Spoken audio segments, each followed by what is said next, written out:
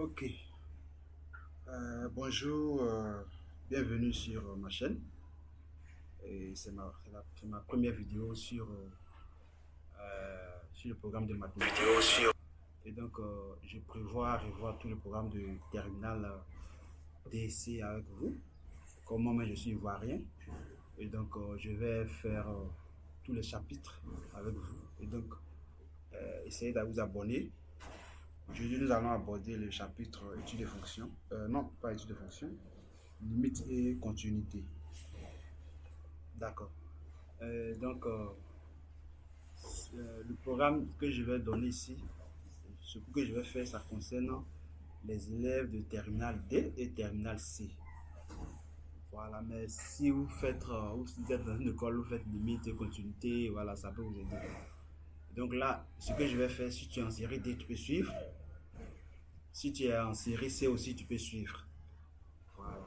Mais il y a des choses que parfois je vais déborder sur certains points qui sont spécifiques aux élèves de C. Mais je vais signifier cela. Voilà. Donc déjà, je fais faire un petit résumé. Donc déjà en troisième, vous avez vu ce que c'est que les fonctions affines. D'accord. Et les fonctions affines sont de la forme AX plus B avec A et B appartenant à R. Voilà. A et B appartiennent à R. Et exemple de fonction affine, j'ai f de x égale à 2x plus 3, a égale à 2, b égale à 3. J'ai f de x égale x moins 1, a égale à 1, b égale à moins 1. Exemple, j'ai f de x égale à moins 2, donc ça veut dire que a égale à 0 et b égale à moins 2. J'ai f de x égale moins x, ça veut dire que a égale à moins 1 et b égale à 0. Voilà, donc tout ça c'est sur la forme ax plus b. Et pour construire une telle fonction, tu fais juste un petit truc comme ça, mets x, mets y, et tu choisis un point arbitrairement. On va essayer de construire cette fonction. Alors, pour x égale à 0, on calcule d'abord f de 0. D'accord? F de 0 égale, partout où il y a 0 dans la fonction, on remplace, partout où il y a x, on remplace par 0. Donc f de 0 égale à 2 fois 0 plus 3. Et donc, pour x égale à 0, f de x égale à 3. F de x c'est y. D'accord? Je vais prendre maintenant pour x égale à moins 1. X égale à moins 1. Je remplace, ça fait moins 2 plus 3. Alors, f de x égale à 1. Alors, comment construire ça? Je fais mon repère comme ça. Je place 0. Alors, pour x égale à 0, y égale à 3. 1, 2, 3. Alors, le point est là. Pour x égale à moins 1, je suis là. Y égale à 1, je suis là. Alors, donc, la droite passe par ça. Hop, hop, hop, hop. C'est la droite. Donc, la droite d'équation y égale à 2x plus 3. Ok. Donc, on prend deux points parce que par deux points passe nécessairement une droite. Voilà. Et voilà. Maintenant, en troisième, vous avez vu les fonctions affines. Et en seconde, vous avez vu les fonctions de degré 2. Et même en troisième, vous avez vu les fonctions de degré 2. Mais en seconde, c'est plus profond. Et degré 3, ainsi de suite. Alors, un polynôme, c'est une fonction à plusieurs monomes. Et déjà, je prends un exemple. Je peux prendre par exemple p de x égale x au cube plus 2x moins 1. Alors, ça, c'est une fonction polynôme. Ça, c'est un monôme. Ça, c'est un monôme. Ça, c'est un monôme. Alors, un monôme, et donc on dit polynôme, c'est plusieurs monômes. Poly, c'est plusieurs en fait. Et donc, en réalité, quand on parle de limite, la limite d'une fonction, quand x prend une valeur quelconque, c'est ce que ça veut dire en fait. Alors, il s'agit de calculer la limite. La limite, en fait, c'est l'image de x. Quand x prend telle valeur, y égale à quoi? C'est ça, on dit la limite. Donc, quand on dit limite quand x tend vers 2, de f de x, ça dit que quand x est égal à 2 là même, là, y là, ça donne quoi? F de x donne quoi? Alors ici, par exemple, si je calcule p de 0, p de 0 égale à moins 1, d'accord?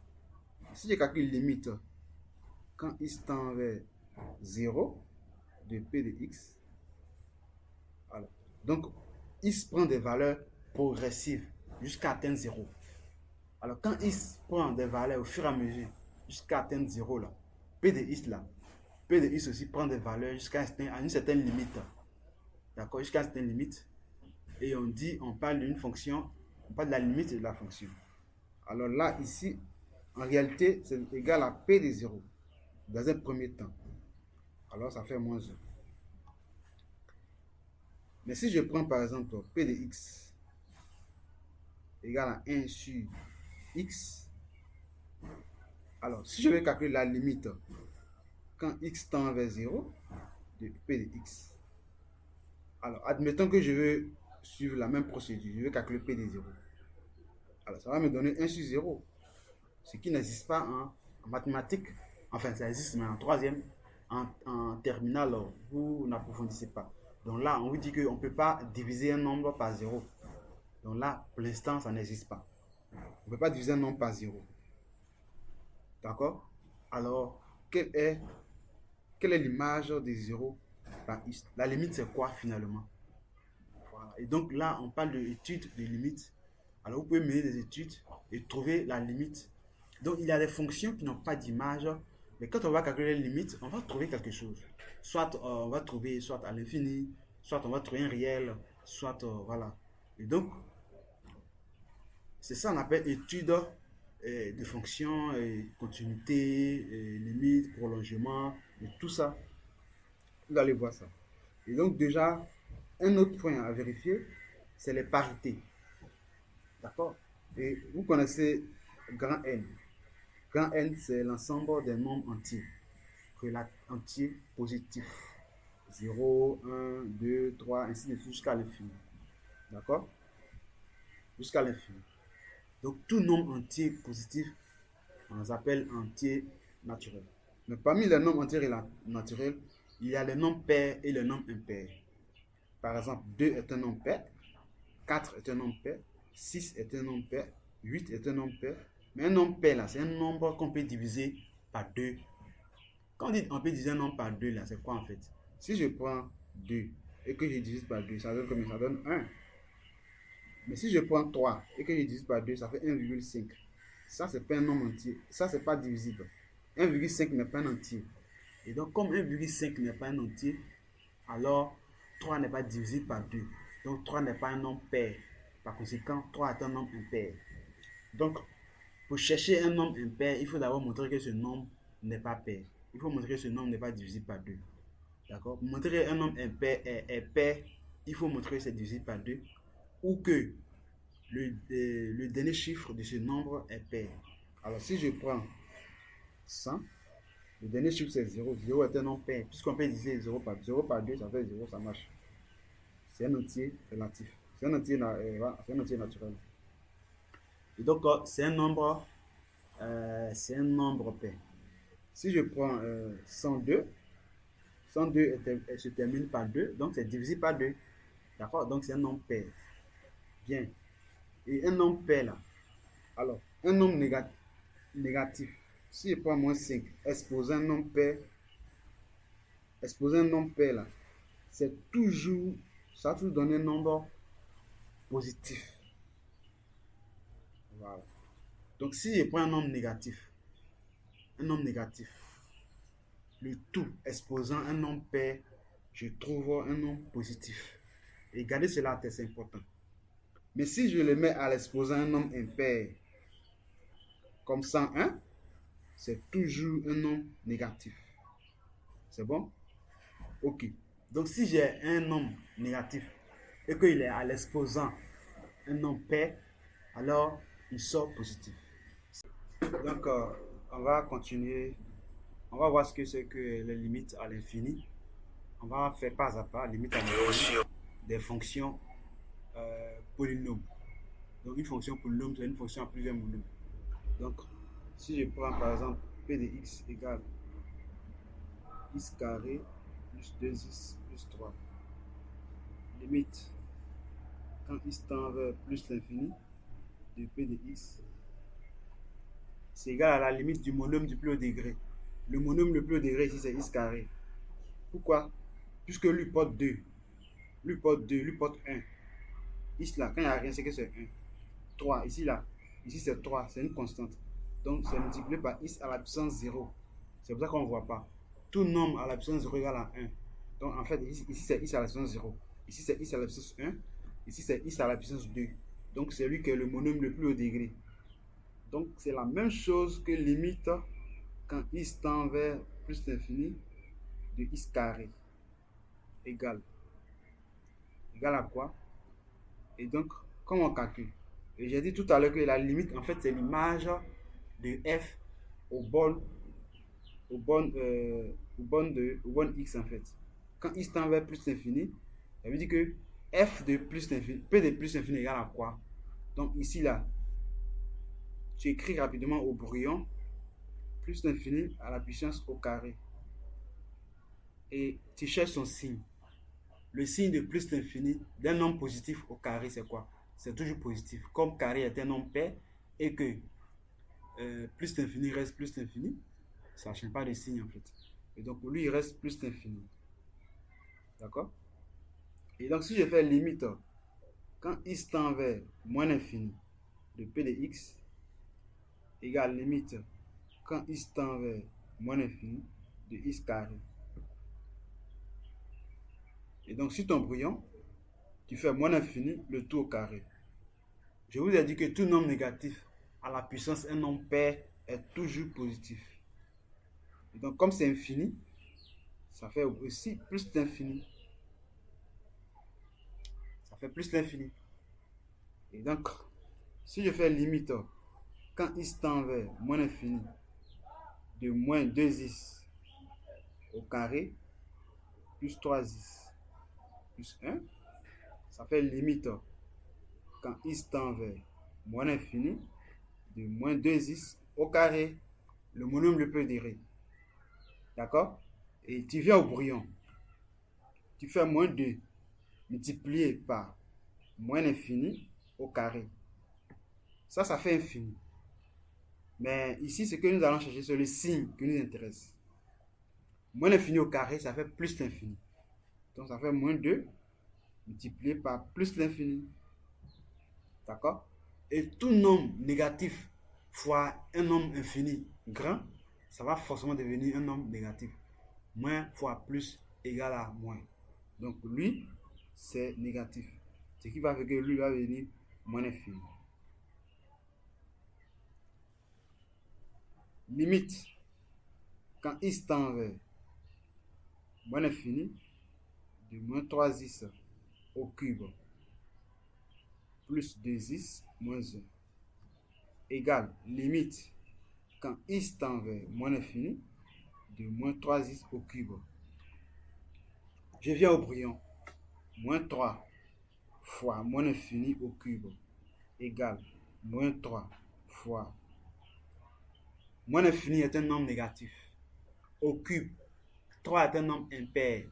Donc un nombre négatif est sous un nombre impair donne plus, donne moins, c'est ça non? Donne moins, puisque c'est impair. Donc le signe ne change pas. Donc ça reste moins infini. Tu as moins fois moins, ça fait plus. 3 fois infini, ça reste infini. D'accord? Infini est largement plus grand. Donc, comme ça fait plus, ça va donner plus d'infini. Et donc, pour lui, ça fait plus d'infini. Je pense que vous avez compris. Et donc, après les fonctions, après ceci, nous allons voir maintenant les fonctions rationnelles à l'infini. D'accord? Je change silencieusement ma feuille. Voilà.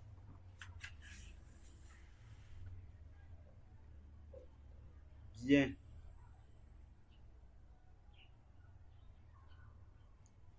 Ok. On est toujours à l'infini. Je prends par exemple f de x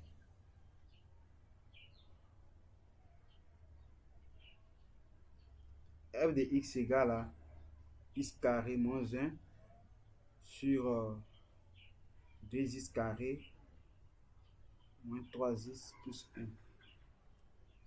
Bien. Donc, quand on a ces fonctions à l'infini, donc limite, quand x tend vers plus l'infini de f de x, c'est la même chose que le monome le plus haut degré en haut, c'est x carré. Le monome le plus haut degré en bas, c'est 2x carré. Ensuite, ça fait une limite quand x tend vers plus l'infini. On va simplifier. X carré, là, ça fait 1 fois x carré. Et ici, ça fait 2 fois x carré. Donc, on va simplifier par x carré en haut et en bas. Donc, ce qui donne limite quand x tend vers plus l'infini de 1 demi. Or, 1 demi est une constante. Donc, limite d'une fonction constante là, c'est toujours la constante. Peu importe la bonne. Limite de toute fonction constante, c'est la même fonction. Puisque une fonction constante, elle ne varie pas. Donc, lui, ça fait 1 demi. Et donc, limite à l'infini d'une fonction rationnelle, c'est la limite à l'infini des monômes de plus degré, en haut et en bas. Exemple 2. F de x égale à x moins 1 sur x plus 3. Et donc, limite, quand x tend vers moins l'infini, de f de x égale limite, quand x tend vers moins l'infini, de x sur x. Et donc, ce qui donne 1. D'accord? Et même, c'est la même chose que la limite en plus l'infini